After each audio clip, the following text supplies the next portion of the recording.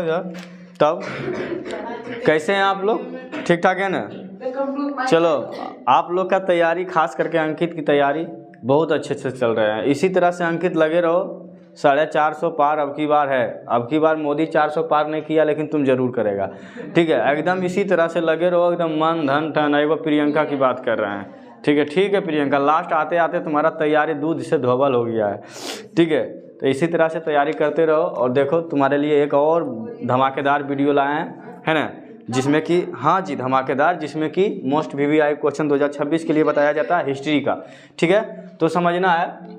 Question सबसे पहले है, बाओ दाई कौन था? ठीक है, बाओ के दाई कौन था? कौन था?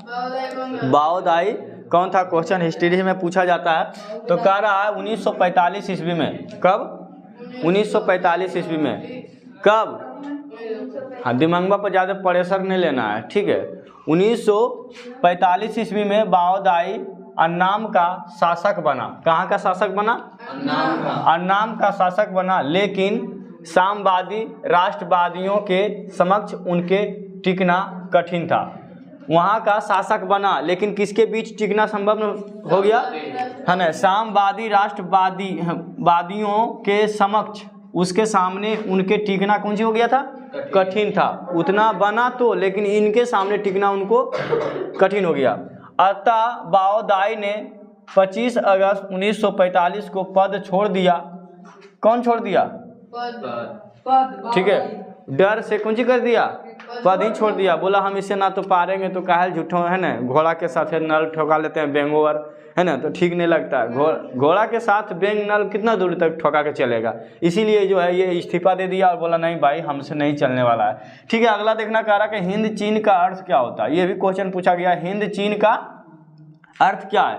तो हिंद चीन का अर्थ है, हिंदी चीन दक्षिण पूर्व एशिया में लगभग 3 लाख वर्ग किलोमीटर में फैला हुआ प्रायद्वीपीय क्षेत्र था, जिसमें आज के वियतनाम, कौन कौन आते हैं? लाओस, है ना, कंबोडिया के क्षेत्र आते हैं। कौन कौन से आते हैं? Vietnam, Laos, Cambodia. आज के, अभी की अगर देखा जाए तो इसमें 3 क्षेत्र आते हैं, जिसको कि पहले बोलते थे हिंद चीन। ठीक है, क्या बोलते थे? हिंद चीन। तो हिंद चीन का अर्थ समझ गया कि हिंद चीन दक्षिण पूर्व एशिया में लगभग 3 लाख वर्ग किलोमीटर में फैला है। कितना किलोमीटर में फैला था? हाँ, 3 लाख वर्ग किलोमीटर में फैला था, जिसका कि प्रायद्वीपीय क्षेत्र था, जिसमें आज के वर्तमान की बात की है तो उसमें कौन कौन सा है? वियतनाम, लाओस और कंबोडिया शामिल है। इसका क्षेत्र शामिल होते हैं। अब देखना है, तीसरा क्वेश्चन कह रहा है तुम लोग को, जेनेवा समझौता कब और किन के बीच हुआ? जेनेवा समझौता कब और किन के बीच हुआ? जेनेवा समझौता कब और किन के बीच हुआ, ये क्वेश्चन पूछ रहा है। तो कह रहा बताना है कि जेनेवा समझौता 1954 में हुआ था। कब हुआ था? जेनेवा का समझौता कब हुआ था? 1954 में। जेनेवा का समझौता 1954 में फ्रांस एवं वियतनाम के बीच हुआ था। किसके किसके बीच हुआ था?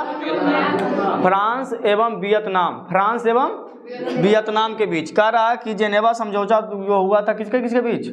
फ्रांस और वियतनाम। ठीक है, कोई दिक्कत यहाँ तक किसी को नहीं है ना? चलो आगे देखना है। तो जेनेवा समझौता 1954 में फ्रांस एवं वियतनाम के बीच हुआ। अब चौथा क्वेश्चन कह रहा है, हुआ आंदोलन की चर्चा करें, या हुआ आंदोलन का क्या उद्देश्य था, है ना, उद्देश्य क्या था और उसके बारे में चर्चा करें। ठीक है, चर्चा करना और उसका उद्देश्य दोनों लगभग क्या है? सेम ही है। ये क्वेश्चन ऐसे रहे चाहे ऐसे रहे, दोनों सेम ही मानना। ठीक है, अब देखना, हुआ आंदोलन का उद्देश्य उपनिवेश का विरोध करना था। उपनिवेशवाद का विरोध। तो उपनिवेशवाद का विरोध करना था। हुआ और एक बौद्ध दृष्टि धार्मिक क्रांतिकारी आंदोलन था, जो 1949 में शुरू, है ना, 39 में शुरू हुआ था। हुआ आंदोलन के नेता कौन थे?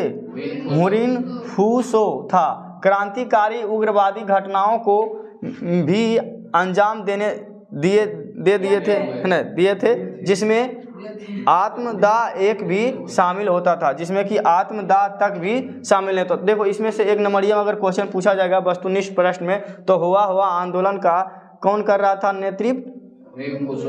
ठीक है, थोड़ा ध्यान देना इसको। कौन है ये? हुइन फूसो। ठीक है, तो यहाँ तक किसी को प्रॉब्लम दिक्कत नहीं है ना?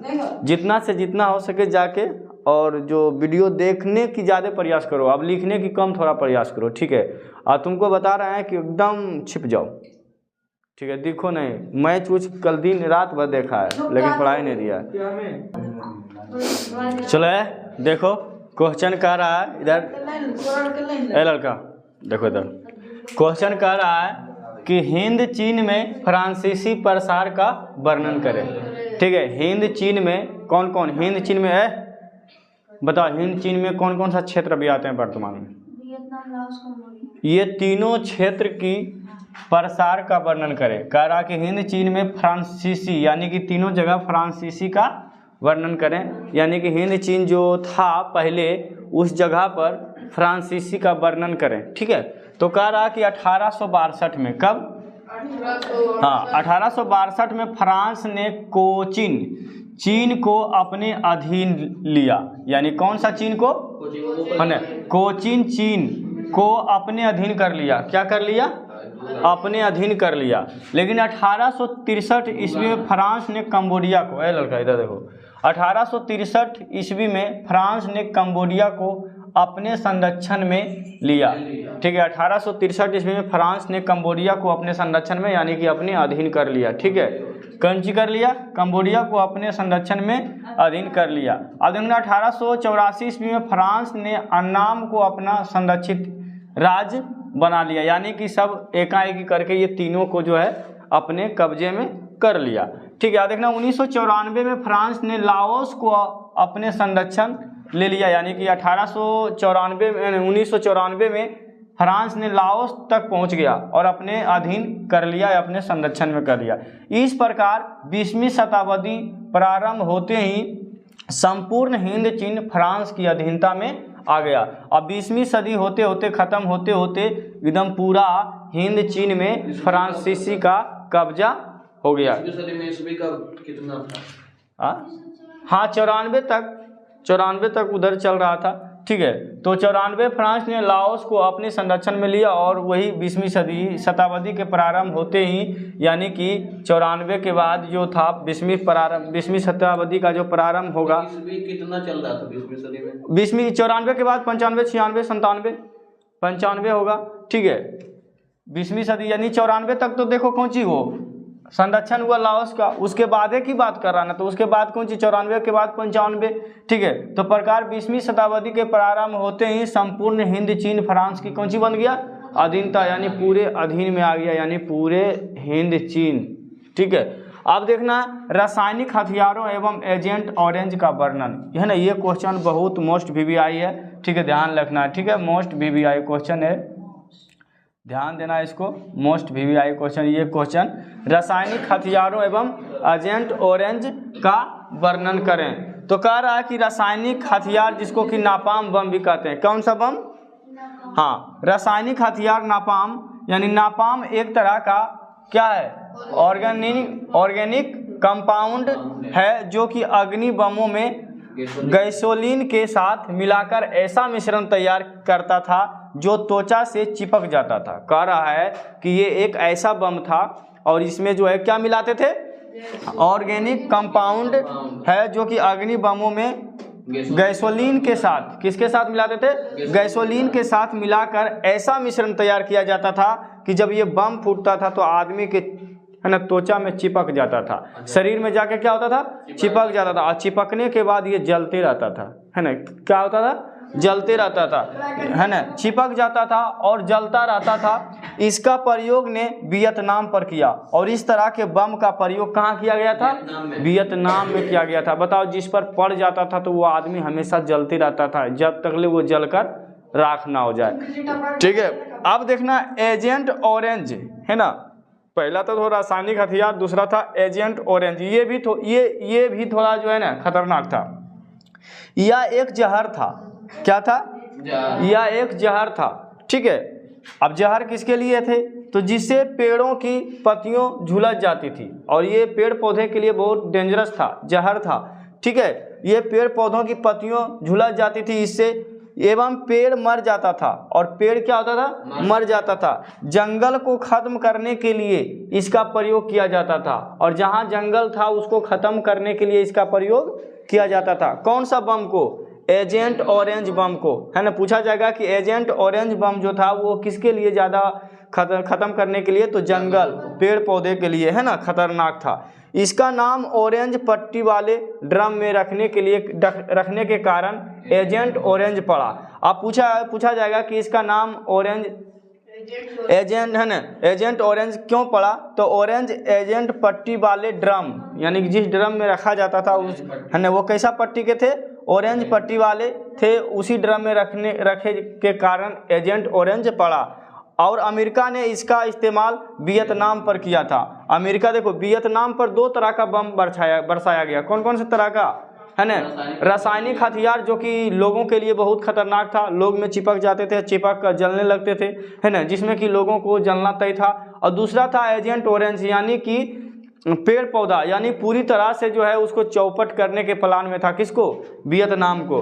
तो इसको ध्यान रखना, रासायनिक हथियार और एजेंट ऑरेंज, ये दोनों को, ठीक है। यहाँ तक किसी को प्रॉब्लम दिक्कत नहीं ना, चलो दिक्कत नहीं है तो आगे नेक्स्ट क्वेश्चन देखो। इसमें कितना है, देखो इधर ध्यान से, 7वां नंबर क्वेश्चन है।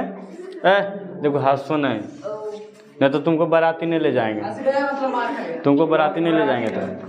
चलो देखना, हो चिन मिन मार्ग क्या है, ठीक है, मार्ग का मतलब रास्ता होता है, तो हो चिन मिन मार्ग क्या है, यानी रास्ता क्या है बताएं, या फिर हो चिन मिन की क्या उपयोगिता थी, ठीक है, ये समझना है।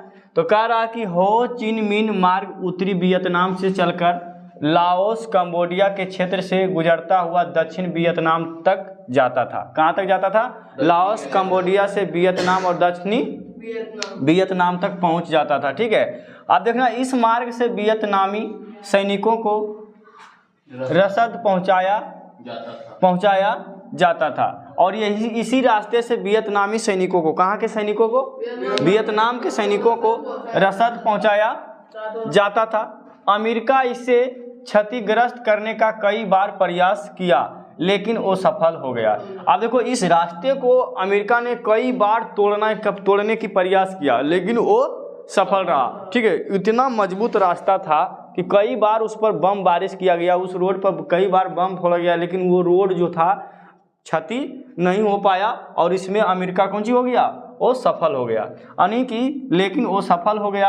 अब देखना, दूसरा क्वेश्चन कह रहा है कि माइली गांव की घटना क्या थी। ये भी बहुत क्वेश्चन भयंकर है, इसका क्या प्रभाव पड़ा, ये भी क्वेश्चन पूछा जाता है। ये भी जो है अमेरिका के लिए क्या था, डेंजरस था, अमेरिका के बहुत आलोचना हुआ था इस घटना से। तो देखो कह रहा है कि माली गांव दक्षिण वियतनाम एक गांव था, माली गांव दक्षिण वियतनाम का क्या था, एक गांव था, जहां के लोगों को वियतकांग समर्थक मान अमेरिकी सेना ने पूरे गांव को घेर कर पुरुषों को मार डाला। अब देखो कह रहा है कि माली गांव दक्षिण वियतनाम का एक गांव था जहां के लोगों को वियतकांग समर्थक माना, बोला कि ये गांव जो है किसको सपोर्ट करता है, वियतनाम को सपोर्ट करता है। और वही कहकर अमेरिका ने उस पूरे गांव को चारों बगल से कुंज किया, घेर लिया, है ना, पुरुषों को, और वहां के पुरुषों को कुंज किया, मार डाला। वहां पर जितने भी पुरुष थे उस गांव में सबों को क्या किया, मार दिया। और औरतों बच्चियों को बंधक बनाकर कई दिनों तक सामूहिक बलात्कार किया। इतना घटना भयंकर घटाया था, यानी पुरुष को मारकर वहाँ के बच्चियों और बंधक बनाकर कई औरतों और बच्चियों के साथ सामूहिक बलात्कार किया। फिर भी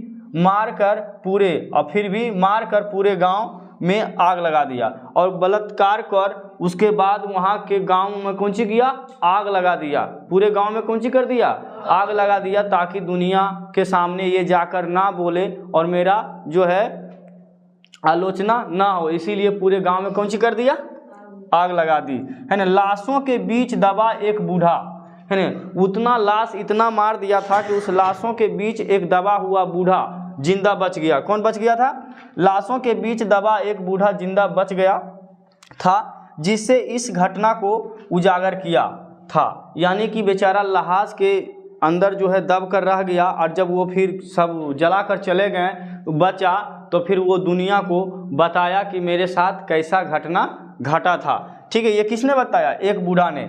इस घटना के कारण अमेरिका सेना की आलोचना पूरे विश्व में होने लगी। इसी घटना के बाद अमेरिकी राष्ट्रपति निक्सन ने 5 सूत्रीय योजना की घोषणा की। और इस घटना के बाद राष्ट्रपति के निक्सन ने 5 सूत्रीय योजना का निष्कर्ष की। इस घटना से अमेरिका को बहुत थू मैं हुआ था, बहुत आलोचना झेलना पड़ा था। काहे तुम मरिया खाएगा बेफालतू के, बीच में कुछ न कुछ करवे करोगे। गोड़ सीधा करा, हम सीधा कर दें गोड़। चलो यहाँ तक किसी को दिक्कत नहीं है ना। तो आगे के लिए वो अब कल के वीडियो में देखना। और ठीक है, ये पार्ट 1 खत्म हो गया।